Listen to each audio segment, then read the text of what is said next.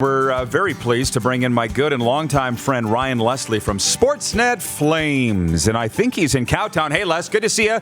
Before you jump in, you notice I skimmed your text real fast this morning, and I apologize for that. You know, I said, send me some bullet points. You're like, I just did. But in your bullet points, did you say that you just turned off your RV? Have you been RVing? Are you Robin Williams? Like, what's your deal here? No, TV. I was skimming over. I don't know about you, but I'm a little tired after watching that Winnipeg Edmonton tilt last night. So, yeah, I don't know what I was typing to. I hope it made some sense, and looking forward to being with you here today. You did type RV. So you're like, I just turned the RV off. I'll screenshot it and send it to you. I'm like, have you been roaming the Rockies in your RV? Is that why you didn't want to talk about certain things because you didn't have good TV reception in your mobile home?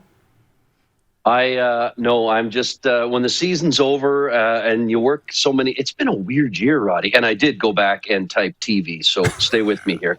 But it's been such a weird, I think it was Dave Hodge who said, never has a shortened season felt so long. And I just thought that nailed it. This was a bizarre year on a lot of fronts. And certainly we're all happy and thrilled that the game is back. And certainly we're seeing some real traction with fans in certain buildings, and it's going to be a real exciting time. But when the season's immediately done, I love the first round, like I think everybody does. But I kind of pick and choose because I'm a little frazzled after a weird one. Sure. I'm picking and choosing too, my series, and that's what we'll get into. I just want to say good morning to a few people. Mike Horrigan writes in from the 905. Welcome back, RP, and then a balloon emoji. Is that our new logo? I like it. So wherever you're watching in from, 905, the greater Hamilton area. Little history there myself, so that's great. What is the area code of your hometown, Owen Sound, Ontario? Is it 905? No, I was born in Owen Sound, grew up in Port Dover, and went back to finish up high school in Owen Sound and then college in Hamilton. So I've been a 519er my whole life, Roddy. Owen Sound and Port Dover. Represent 519. Is that what the kids do? The 6? No, I'm in the 9. I think you just put out a gang signal is what I think you did. Les, you called the Jets to win. Now, I thought that they would not just slide right out, but I didn't think they'd win the series. You did. So what's the deal there? How did you see this coming? Roddy, I think a lot of people were quick to look at the flaws of the Jets when they hit some skids.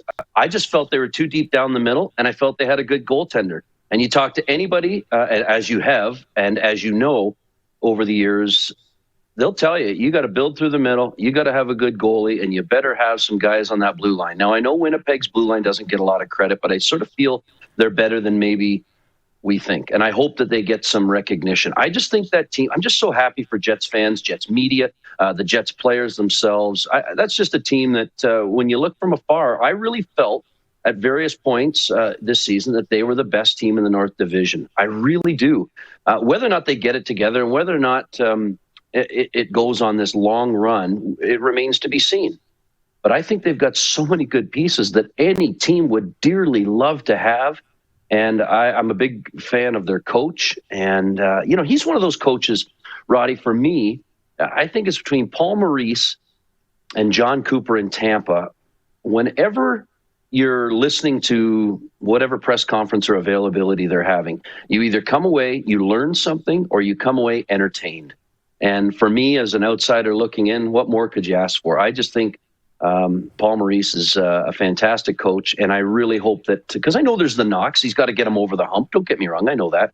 But I just hope that for his sake and for that group's sake and for those good people in Manitoba who cover that team, I hope it's a long run for that group because I just think they're a talented team with a lot of depth. And this North Division is a fascinating one. And, you never know who's going to make some noise. You got to get some help somewhere along the way in the first round, and a goalie's got to make a name for himself somewhere. So we'll see if it's this group's time now.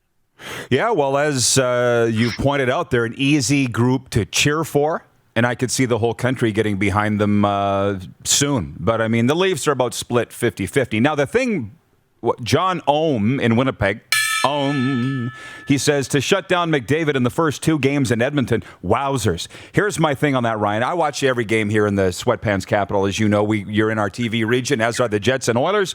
And you don't get into the hockey term speak. You're an old school guy, hockey guy. And so I had said that how they need to not let McDavid get wound up. And I see the announcement, go coast to coast. Limit his time and space. That's all. That's the new term of that. How did you think they did that to kind of keep McDavid in the barn for the most part? I really liked it. But I think it's keeping he and Draisaitl in check is one thing. But I think it's also playing your game, too. So many times, so many teams, and rightly so. I'm certainly no coach and certainly no player, but they're so focused on trying to contain those two. Again, rightly so. That maybe I wonder if certain examples, moments, games, shifts, you're not worried about playing your own game. And I felt it was, at least from my dumb perspective, I felt they played their own game while still making him a priority. And it's a harmonious balance you don't see all the time. They're so focused that sometimes teams forget to play their own game. And I just thought Winnipeg did it. Boy, you look at that unbelievable comeback and you just think about what that can do for a group. And kudos to Edmonton for coming out last night and making a game of it. But and it could have gone either way, certainly. But I just think the way Edmonton did keep them in check, I think Edmonton still executed their will. And, full marks to them because that series, although it was a sweep, it could have been a completely different looking series. They just stayed with it. And you wonder if you got to get over the hump. If we look back at this and go, that comeback was the ultimate difference. Certainly it was in this series. We'll see if it means anything going forward. No doubt. Sprinkling in more good mornings from the Dr. Noble Irwin Regional Healthcare Foundation says, morning, boys. It was just over a week ago, Darren, that we were in Swift Current hosting the Black Tie Hockey Draft. And has anybody heard from Tiger Williams since? I have not. He was enjoying himself. I heard he was down in Lethbridge, I think, over the weekend. Oh, good. Enough. Good. Hadn't heard from him since. Yeah, I'm glad. I think you're safe. Hey, before we move on, do you even want to address the Oilers? Because I got Oilers fans writing me today saying, what would you do if you were the Oilers, if you were Ken Holland? And I would say I would address goaltending immediately. I think the culture problem remains there. But as the Flames guy, do you even care? Do you want to move on to other series? Or do you want to touch that? I will address that, but can I just go back to a quick Tiger Williams story if possible? Absolutely, Roddy? Of course. Years ago, he was in town, and I was doing a Western Hockey League game, Calgary and the Hitmen and somebody, and he was a guest of somebody, so he was up in the suites or whatever, and he came down to join me for a live in-game interview. And I had never met him, but obviously you know the stories, and so it was great. We're down by the glass ice level, and we're having a conversation, and we're just talking about what he's doing these days and maybe the old days. And all of a sudden a fight breaks out right in front of us. So the cameras pan to the fight, and he was fantastic. He talked us through the fight. He was charismatic. He was entertaining. He was hilarious. And then we kind of continue the conversation as the play resumes. We didn't skip a beat. Normally you never want to talk over the play. We're in mid-interview. He handled it flawlessly. We have a laugh. We have some moments, some great stories. I thank him. The camera shuts down, and I say, oh, thanks so much, Tiger. That was great. You want me to take you back up to the suite, kind of help you get to where you're going? He looks at me and goes, F off, and walks away. Of course he did. It was one of the best things ever. I just thought, I'm in there with the man. I walked in there, and to Swift, that bar, Darren was with me, and Tiger he looks at me. You know how he does. Oh, great. And I said, what? He goes, no, I got to drink my beer and yours. Which he did. That's why because he knows I don't drink anymore. And you know why. Hey, from David Smith, he says, finally, the Jets get credit from someone outside Winnipeg other than Rod. Well said, Ryan. That's from David Smith. I think he's Jets fan 66 on Twitter. You said you're picking and choosing series, as am I. I'm watching Canada's team, the Vegas Golden Knights against Minnesota. But you said you're really into the Florida-Tampa series. What are your thoughts on that one? Well, I think a lot of people are, and rightly so. If you can, in your schedule, find that game to watch, I think you've been thoroughly entertained. And from a, Western Canada, or specifically Calgary perspective, there's some good stories there. Mason Marchment was invited to camp a few years ago. I guess if you're a Flames fan, you're kind of ticked off because you're seeing some guys who could have been in the system a little longer make some noise, but you watch them. And when your team isn't in it, you kind of keep an eye on it. So Mason Marchment was invited to camp a few years ago. He scores the overtime winner. You mentioned Spencer Knight, I think, before I joined you. That was such a cool story. Lets the first one in and then stops, I believe it was 36 after. So what a great little coaching gut feeling to put him in and have it work out. And you're obviously thrilled for him. But there's two guys, and it's not going to surprise anybody, and Sam Bennett and Ryan Lomberg, who is just one of those players. And I don't know how many folks watching have really tuned into the name Ryan Lomberg. He is just a, 5'9" ball of hate and just a lovable guy who would do anything for his teammates. He's one of those guys who, and I've watched him kind of come up, and he was in the Penticton Young Stars tournament with all the Western Canadian teams, young guys playing against one another. I watched him in the American League and certainly was just waiting for the opportunity to see him at the pro level. And he will punch anybody. He will go to the wall for his teammates. So I just love seeing what he's doing. And Sam Bennett, who I've been around since he was drafted that day in Philadelphia, and obviously, it didn't work well enough for him in Calgary, but a high draft pick who's just got a new lease. And isn't that important? I think we all sometimes need a new surrounding. And I had this chat with Peter Labardius just last night, actually. Yeah.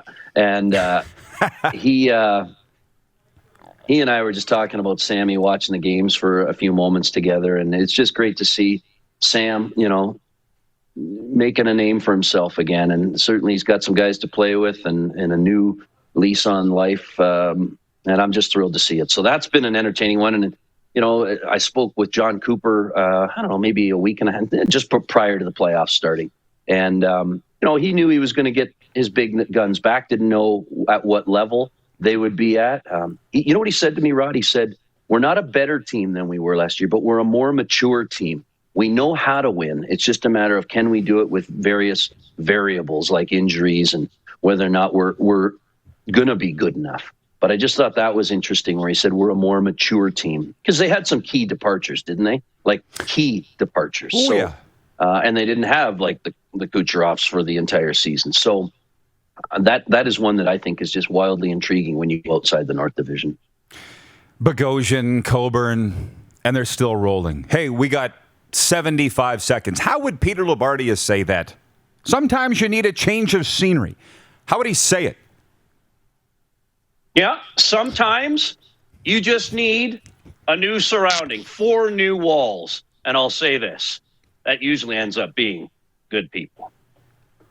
Yeah. How about that? Ryan, you're a gem. Enjoy the RV. Drive safe. How about that? Let's do it again soon, my friend. I need an RV. I don't know. Have you got any connections in the RV world, Roddy? That'd be a fun way to cruise out and see you. Let's talk. I know a few people out there in your neck of the woods on that. Thanks, buddy. Thanks for having me, guys. The great Ryan Leslie from Sportsnet Flames. You're watching Rod Pedersen On Demand. For more of The Rod Pedersen Show, visit rodpedersen.com or follow Rod Pedersen on social media.